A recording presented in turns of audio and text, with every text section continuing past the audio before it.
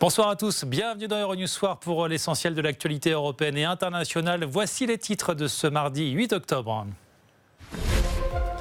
Le pessimisme règne toujours autour du Brexit. Un accord serait très improbable selon les mots de la chancelière allemande rapportés par la presse britannique. L'heure tourne et le plan de Boris Johnson ne convainc toujours pas.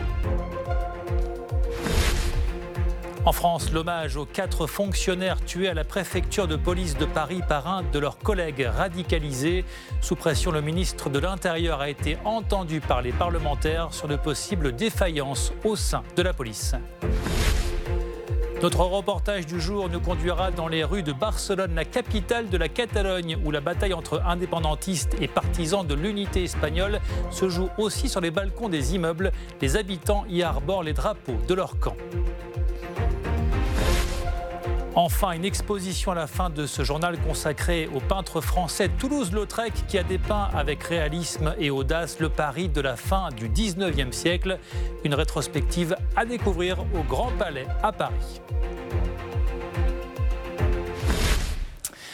Bienvenue, je vous le disais en titre, l'heure tourne au Royaume-Uni et le plan de Boris Johnson pour le Brexit ne semble toujours pas convaincre.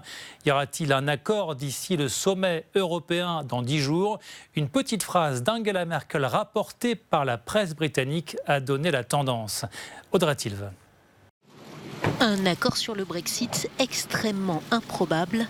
Ce seraient les mots d'Angela Merkel après une conversation téléphonique avec Boris Johnson.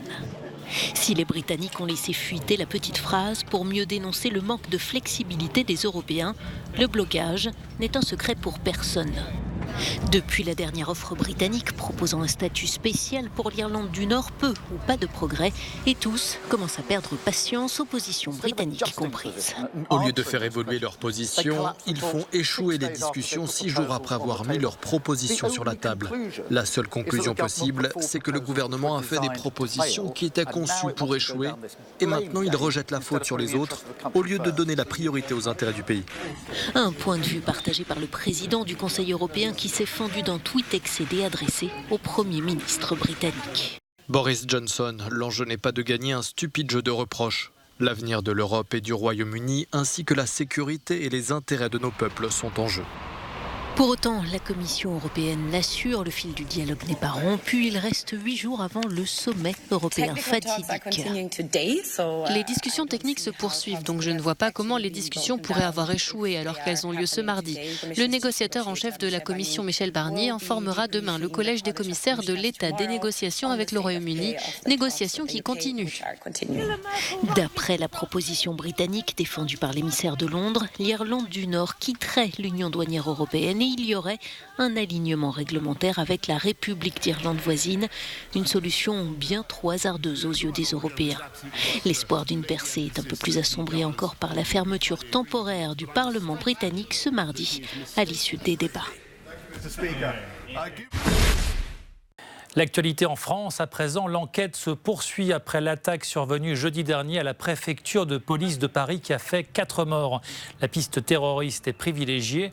L'assaillant possédait des clés USB sur lesquelles ont été retrouvées des vidéos de propagande de l'État islamique, mais aussi les coordonnées de nombreux policiers. Après cette attaque au cœur même de la police, le ministre de l'Intérieur, Christophe Castaner, se retrouve sous pression. Il a été entendu ce mardi à l'Assemblée nationale et d'autres auditions sont prévues. Ce mardi, l'heure était à l'hommage aux 4 fonctionnaires tués. Le président Emmanuel Macron a présidé la cérémonie. Annelise Fantino. En France, un hommage solennel a été rendu aux 4 agents tués à la préfecture de police de Paris jeudi dernier. Une cérémonie en présence du président français Emmanuel Macron qui a promis des moyens renforcés et appelé à faire bloc contre le terrorisme. Président de la République. L'administration seule et tous les services de l'État ne sauraient venir à bout de l'hydre islamiste. Non. C'est la nation tout entière qui doit s'unir, se mobiliser, agir. Nous ne l'emporterons que si notre pays, qui est venu à bout de tant et tant d'épreuves dans l'histoire, se lève pour lutter contre cet islamisme souterrain qui corrompt les enfants de France. Une société de vigilance. Voilà ce qu'il nous revient de bâtir. Les 4 victimes de l'attaque ont été décorées de la Légion d'honneur à titre posthume.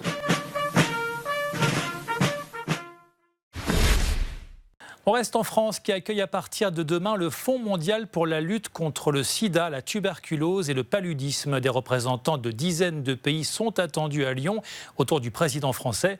L'objectif de ce sommet est de réunir 14 milliards de dollars de contributions pour venir à bout de ces maladies.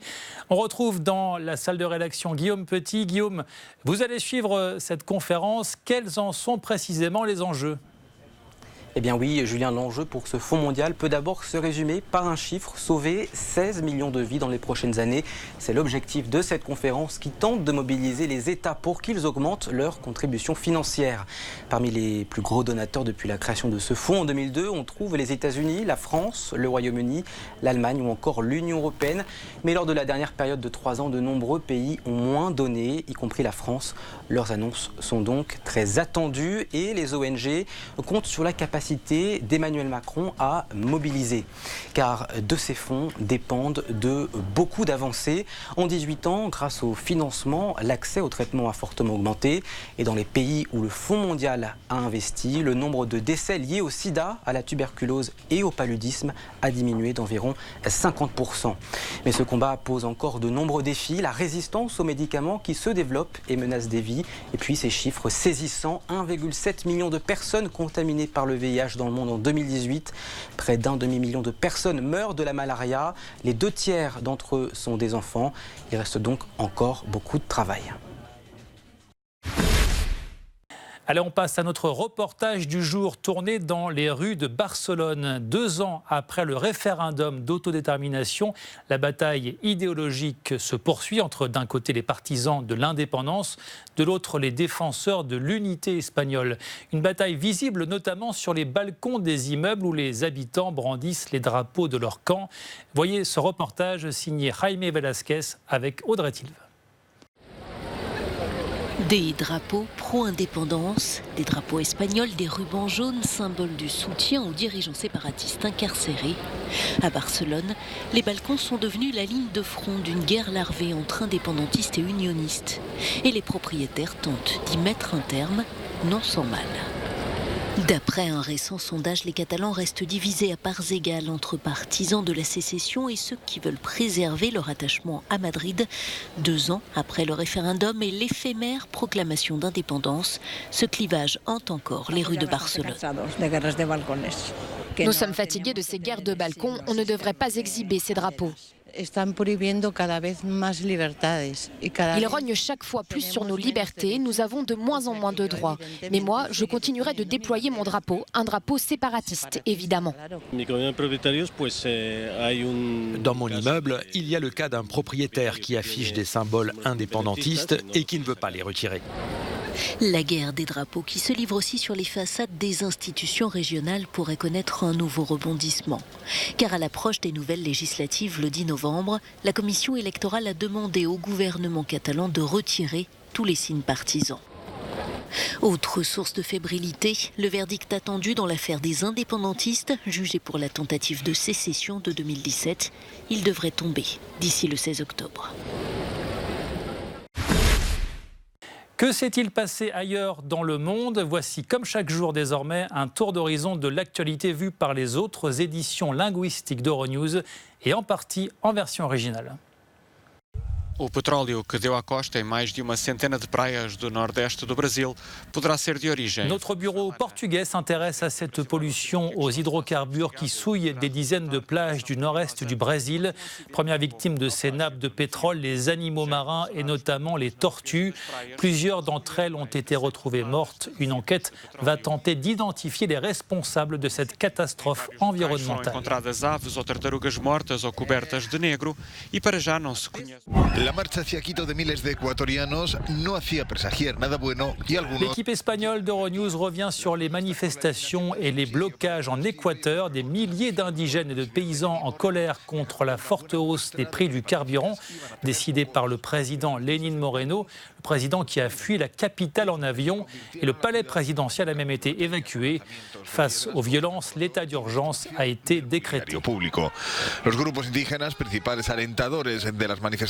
Drei Wissenschaftler teilen sich in diesem Jahr den Physik-Nobelpreis. Nos confrères allemands, eux, s'intéressent au prix Nobel de physique qui a été décerné à 3 spécialistes d'astronomie, parmi eux les Suisses Michel Mayor et Didier Queloz, qui ont été les premiers à découvrir en 1995 une exoplanète. Autre lauréat, le scientifique américano-canadien James Peebles. Literatur und Frieden. Megnyílt a Közép-Európai Egyetem új campusza Bécsben. Enfin, notre bureau hongrois revient sur l'inauguration à Vienne de l'Université d'Europe centrale. La CEU s'installe donc en Autriche après avoir été contrainte de quitter Budapest. Cette université a été fondée par le milliardaire George Soros, véritable bête noire du président hongrois Viktor Orban. Alors on termine ce journal par cette exposition à Paris consacrée à Toulouse-Lautrec, à la fois peintre, dessinateur, lithographe, mort en 1901. Le Grand Palais à Paris lui consacre une rétrospective. Visite guidée avec Anne-Lise Fantino. À Paris, le Grand Palais accueille la première exposition consacrée à Toulouse-Lautrec depuis près de 3 décennies en France.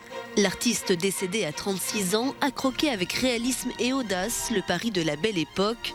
Par ses compositions comme par son regard, l'aristocrate du Languedoc s'est montré comme un véritable précurseur. Lautrec est résolument moderne parce qu'il l'est dans la mesure où il transforme le langage de la peinture. C'est une peinture plus dynamique, plus mordante, mais également par ses sujets. C'est quelqu'un qui fait entrer la vie moderne. Jusqu'à y faire entrer l'automobile, le vélo, je dirais même la façon dont le temps s'accélère à partir des années 1880-90, eh bien tout ça est dans sa peinture et la dynamise.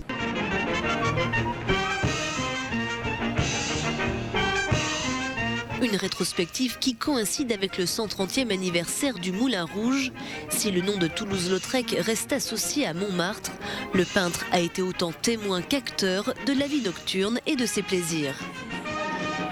Non seulement Lautrec a fait entrer la vie de cabaret, le Paris de la nuit, le Paris des plaisirs, des prostituées, de la musique dans sa peinture, mais il l'a vécu.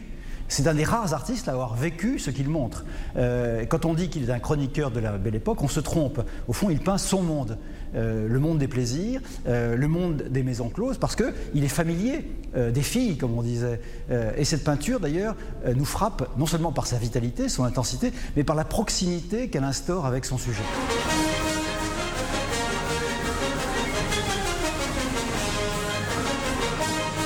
Une exposition à découvrir jusqu'au 27 janvier prochain au Grand Palais à Paris.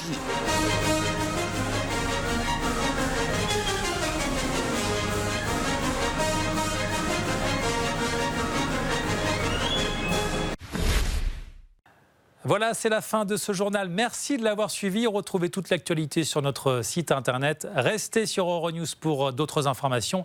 Très bonne soirée et à demain.